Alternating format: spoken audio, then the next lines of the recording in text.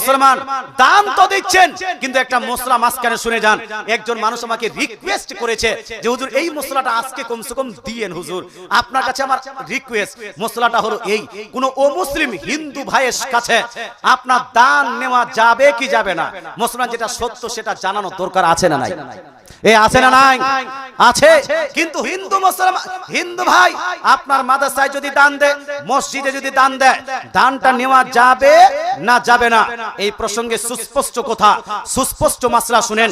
আলা হযরত আজিমুল বরকত মুজাদ্দিদ দ্বীন মিল্লাত আলাইহি রিজওয়ান ফতোয়া রিজভিয়া শরীফে সুস্পষ্ট ফতোয়া উল্লেখ করে দিয়েছেন সুন্নিদের জন্য, যে শুনেন কোন অমুসলিম যদি হয়, কোন হিন্দু ভাই যদি হয়, তাহলে হিন্দু ভাইয়ের কাছে জবরদস্তি করে, তার কাছে রিকোয়েস্ট করে তার কাছে আপনি মাদ্রাসা মসজিদের জন্য চাঁদা নিতে পারবেন না।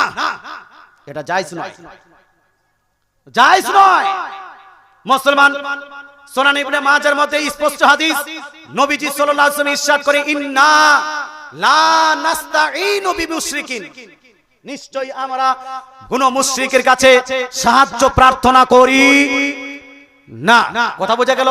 তো জবরদস্তি করে, যেমন আপনি দেখবেন হিন্দু ভাইরা কালী পূজা হোক, দুর্গা পূজা হোক, লক্ষ্মী পূজা হোক, আরো কোন পূজা হোক, রাস্তা দিয়ে যদি গাড়ি নিয়ে যান, গাড়ি আটক করে ওরা যেন টাকা নেয় না, এই নেয় না, তারা টাকা নেয় না। নিতে চাইলে ওরা জবরদস্তি কেউ করে, সবাই করে না জবরদস্তি, কেউ জবরদস্তি করে। মুসলমান আপনাকে বলতে চাই, তাদের এই জবরদস্তি করাটা হিন্দুস্তানের বুকে সঠিক হবে? হিন্দুস্তান রিপাবলিক দেশ, এই দেশ হিন্দু মুসলিম শিখ ইসাই সবারই দেশ। এখানে কাউকে কারো উপরে জবরদস্তি করা চলবে? There is no pressure of any person in India.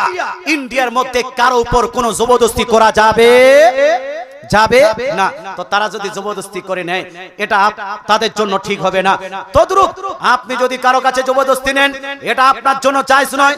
আপনি দেওয়ার কারো ইচ্ছা নেই, তারপর বলছেন দেন না ভাই, this request is not permissible for you. এই রিকোয়েস্টটা আপনার জন্য পারমিসিবল নয়।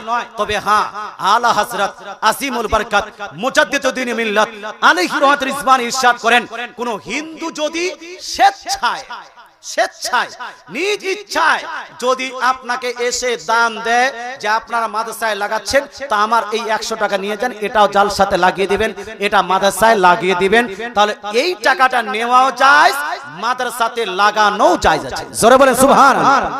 কথা বোঝা গেল ভাই? আরে স্পষ্ট বোঝা গেল? হ্যাঁ, জবরদস্তি করা যাবে না। বিনা জবরদস্তি কেউ যদি স্বেচ্ছায় আপনার মাদ্রাসায় কোন হিন্দু ভাই যদি, কোন অমুসলিম ভাই যদি টাকা দেয়, সেই টাকাটা নেওয়া যাবে না বলছে, তাহলে মশলা বুঝেই নি।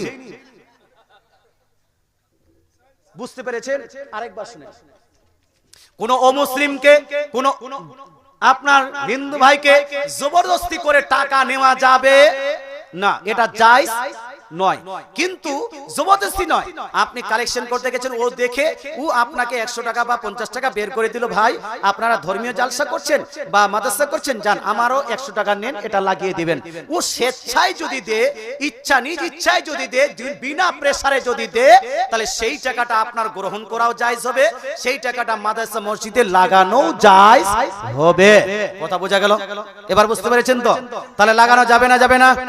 স্বেচ্ছায় দিলে যাবে। কথা বুঝতে পেরেছেন তো? হয়ে গেল 13 জন মানুষ।